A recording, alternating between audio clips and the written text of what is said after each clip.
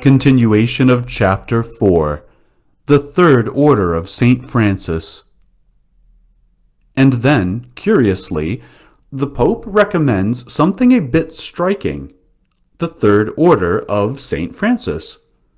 Quote, "We use this occasion to state again what we have stated elsewhere, namely, that the Third Order of Saint Francis, whose discipline we a little while ago prudently mitigated, should be studiously promoted and sustained, for the whole object of this order, as constituted by its founder, is to invite men to an imitation of Jesus Christ, to a love of the Church, and to the observance of all Christian virtues, and therefore it ought to be of great influence in suppressing the contagion of wicked societies.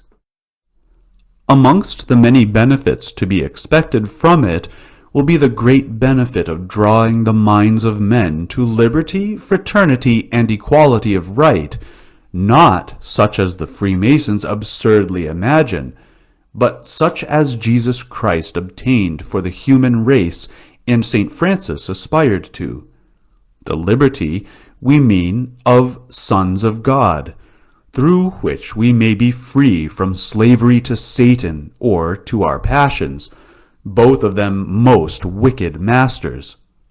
The fraternity, whose origin is in God, the common Creator and Father of all. The equality which, founded on justice and charity, does not take away all distinctions among men, but, out of the varieties of life, of duties, and of pursuits, forms that union and that harmony which naturally tend to the benefit and dignity of the state." End quote. The Pope then encourages membership in the Third Order of Saint Francis, whose spirit he esteems. And it is true that this Third Order has done an immense amount of good, and has enabled many souls to sanctify themselves. Restore the guilds. Among the remedies suggested, the Pope recommends restoring, quote, "the associations or guilds of workmen, for the protection, under the guidance of religion, both of their temporal interests and of their morality," end quote. Quote, "If our ancestors by long use and experience felt the benefit of these guilds, our age perhaps will feel it the more by reason of the opportunity which they will give of crushing the power of the sects. For this reason we greatly wish for the salvation of the people that, under the auspices and patronage of the bishops, and at convenient times, these guilds may be generally restored." End quote. The popes have often pointed to the benefits that accrued from the guilds or corporations, which were Christian workers' associations animated by the spirit of religion, the spirit of faith, and which united managers and workers in the love of their craft or trade, and in search for the greatest perfection in their work, and in a more equitable division of the profits and goods between them. The corporations were grouped by trade.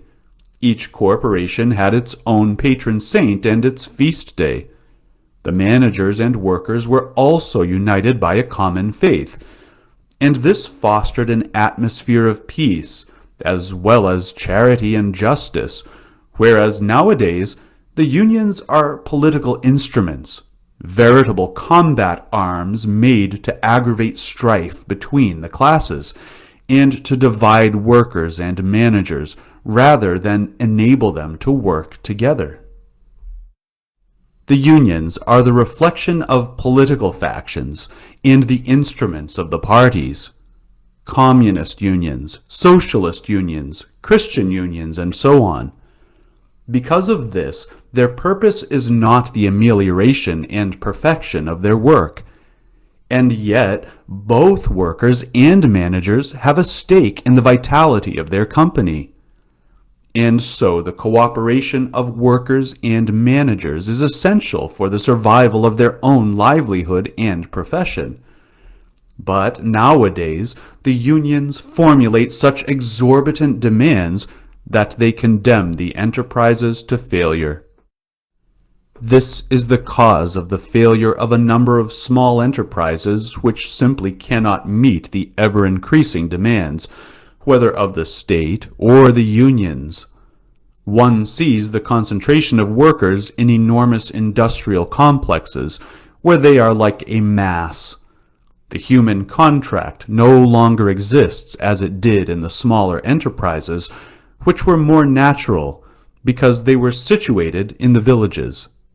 Whereas now thousands of workers have been concentrated in enormous factories in the industrial cities. This is one of the offspring of socialism. And all of this is in the hands of multinational financial corporations and the big banks, which are themselves, in the final analysis, in the hands of Freemasonry. We always come back to them. Everything is in their hands. Everything. The popes have always favored the restoration or continuation of the guilds, and it is necessary to try and understand what this entails. It is useful to read the works that were written at the end of the last century, around 1870, and especially those which narrate the efforts of the workers' circles of Albert de Meaux and others, such as the writings of René de la Tour du Pin. They understood very well what the Church was seeking. The Church has been reproached for having lost sight of the workers and for not having taken sufficient interest in them in the last century. This accusation is entirely false and unjust.